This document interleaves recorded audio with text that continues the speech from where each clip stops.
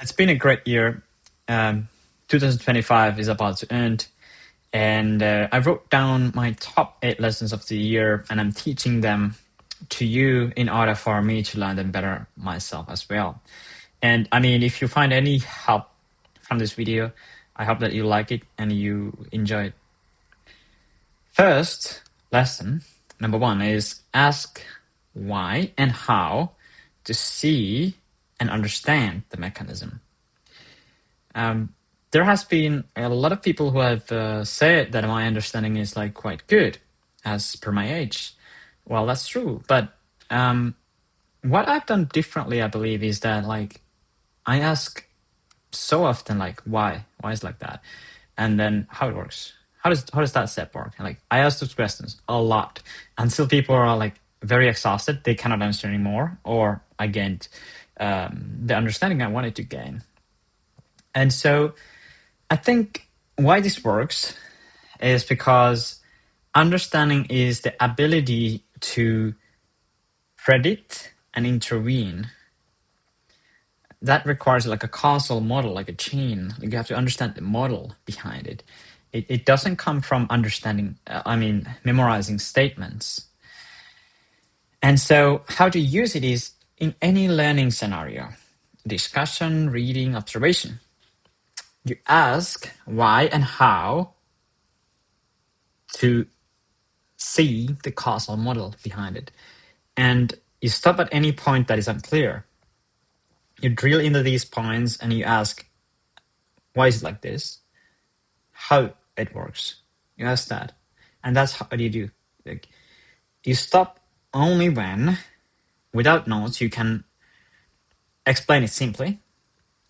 You can predict effect by changing one input. And you can teach the basics to someone else. Like that's when your understanding is probably sufficient. Examples of better questions. Does it matter? Why it must be this way? How does it work step by step? What would change the outcome? When does it fail? When this doesn't work? Second lesson is that the man who needs to change and has not yet changed is already paying for it. And so earlier this year, I bought a laptop that was the most expensive laptop I ever bought in my entire life. Later, I realized that, whoa, that was so worth it. Like, it's so worth it, I believe. And through that, I was introduced to idea on a man who needs a tool is already paying for it. And that made so much sense for me. Like if there is a tool out there that is much better and you could use it to make your life better, improve your work, etc.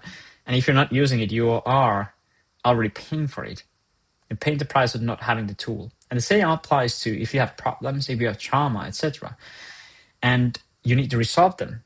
If you're not, you're already paying for the cost of having it. And so the learning is that the earlier you fix your problems, the less pain and suffering you will experience from them in the long term. And why it works this way is because unresolved problems impose a continuous negative load on cognition, behavior, and health, regardless whether they are consciously acknowledged. So if there's a trauma, you are affected by it every single day. And so how to use it is that assume that avoiding a problem is usually more expensive than fixing it. Assumption. And then you want to ask, like, what am I avoiding? Estimate on the thing that you're avoiding the ongoing cost like emotional, like stress, dissatisfaction, regret. Physical, sleep, health, energy. Financial, missed income, inefficiency, future expense. These things. Consider this. Convert this into monthly or yearly cost. Like, okay, well, the cost of having the problem will not probably go like, it's not a one-time cost, so you will have it repeatedly. So you convert it like that. Next, you want to estimate the cost of fixing the problem. All right? So the time required, discomfort or fear, the money or opportunity cost. Opportunity cost. All right. You want to treat this as a one-time payment. So you pay once to fix the problem. And then you ask, like, when does not changing become more expensive than changing? That's the point. You should change. Start with the problem where the ongoing cost is high and delay increases future difficulty.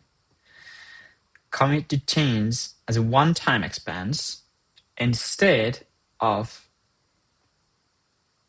indefinite subscription of suffering. The third lesson I had is, if it won't matter in the long run, don't give it attention now. So everyone can think of a moment when we got insulted and we felt angry. But the fact is that spending even a second of thinking about that event, if it won't matter in 5 years or doesn't help you to achieve your long-term goals, is a wasted energy. It's wasted energy if you think about that. And why it works like this is that attention is a limited resource. And long-term outcomes are determined by how that resource is allocated over time. So how you use your attention will define how many and how boldly you will achieve your long-term goals. And how to use it is that, like, something happens. Pause before you react. Ask yourself, will this matter in 5 years to my goals? If no, disengage. Nothing. If yes, or it's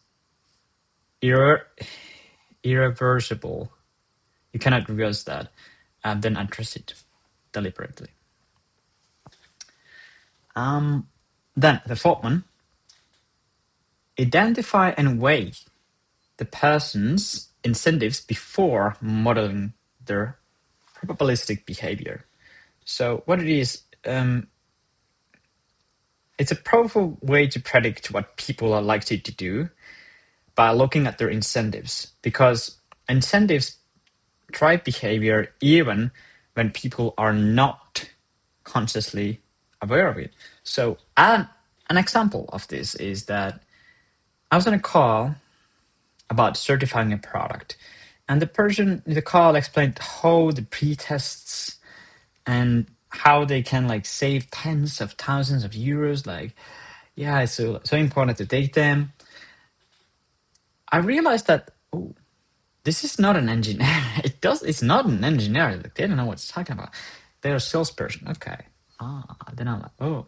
Once I understood that, I asked how often this issue happened, like actually happened.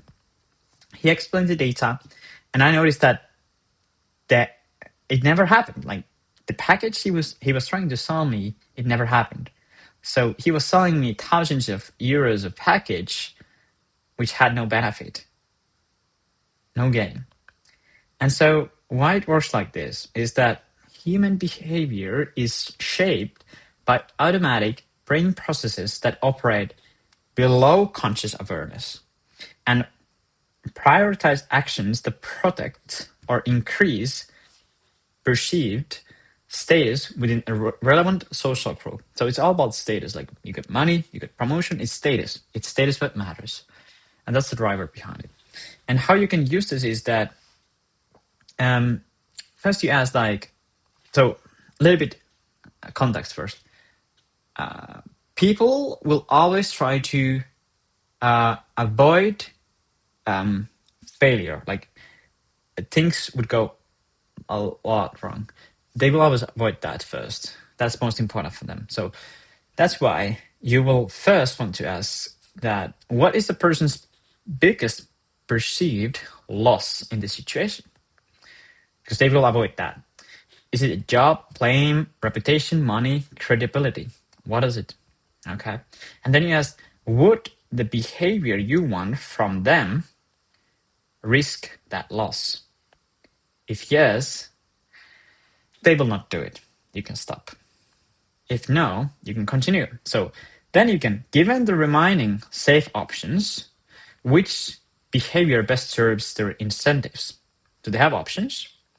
Like it will be like status, money, ease, approval, like these things. They have options. Which of these options drives them the most? Which is the best option for them? Safest, best option, and they will do that. And that's your. Then you can know their incentives and how they're driving them. Fifth, the more real the environment, the earlier you can test your hypothesis, the faster you can improve your model of what's true.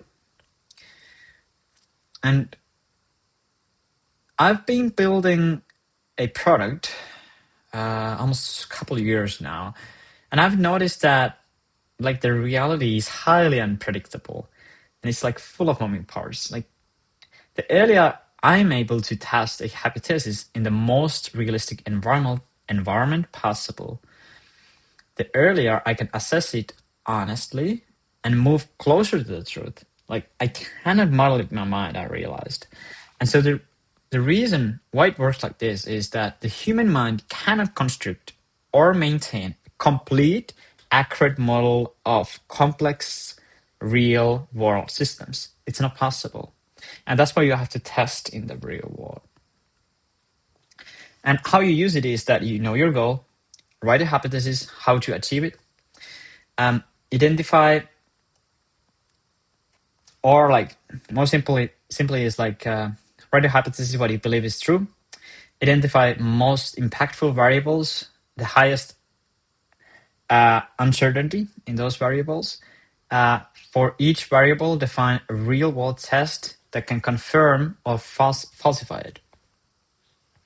You run the tests from easiest to hardest, and you update your hypothesis every single time. You repeat that process, and you want to execute only when the hypothesis is valid in reality, and it can reliably achieve the goal, the outcome you want. 6. The version of you with singular focus outperforms the version doing multiple things. So last year I learned that doing fewer things makes you do those things much better, and it's much easier. So this year I tested and I confirmed that if I only do one thing at a time, I outperform the version of myself that is doing multiple things. It's for sure. It happens like this. And this is because context switching reduces output. Every single time you switch context, you think about having dinner, you think about a date, you think about, I have to do that other work. Every time that makes your mind go away, and you have a limited amount of cognition per day. As a result, I'm aiming currently to do less things, and that's fine. Why it works like this is that the human brain can maintain only one high-resolution word model at a time. So if you switch context a lot, you lose cognitive power every single time you switch context. And that is limited every day.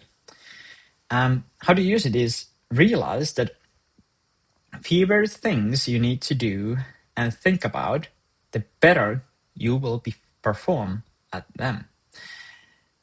Identify 1 to 5 things you want to achieve in a given time frame. The fewer, the better. While working, minimize, eliminate, or delegate tasks to preserve and increase your focus.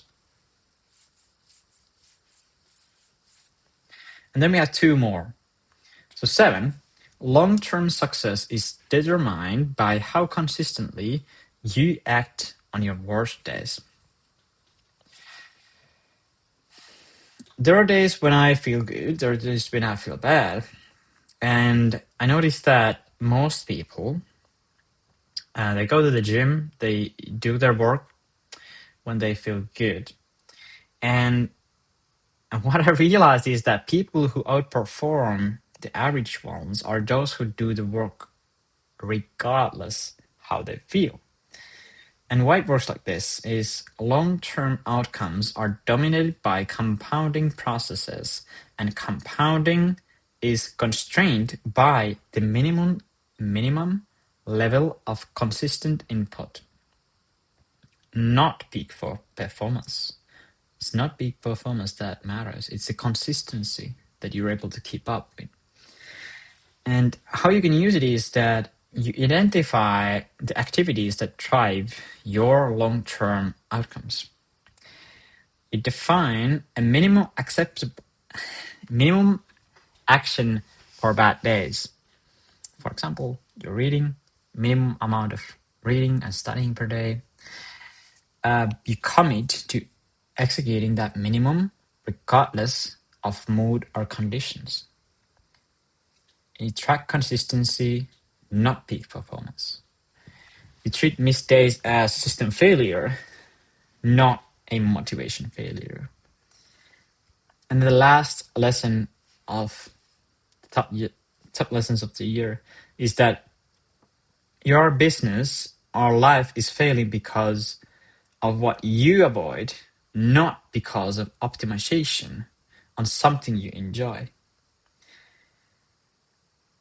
I'm very good at optimizing things. I'm very good at perfecting small details. And that's what I naturally gravitate towards, right? And so I do it well, above the industry standard. So it clearly isn't my bottleneck. And the bottleneck I realized is something that I don't like, something that I'm avoiding because of that. And I think this applies to everyone. And why it works like this is any system, business or personal, is constrained by the weakest link. Improving non-constraint does not improve the system. And how you can use it is that you define the outcome you want to achieve. You list the activities that you enjoy doing to achieve the outcome. And then you list activities that you dislike or you are avoiding already. You notice that. You identify which avoided activity most slows progress. You reallocate effort aggressively towards that activity until it's no longer the bottleneck. And you want to figure out these bottlenecks. And so if you're building a house, you cannot build one wall at a time. You have to build it as like this. And that's it. And yeah, that was my top lessons of 2025. Thank you very much for your time.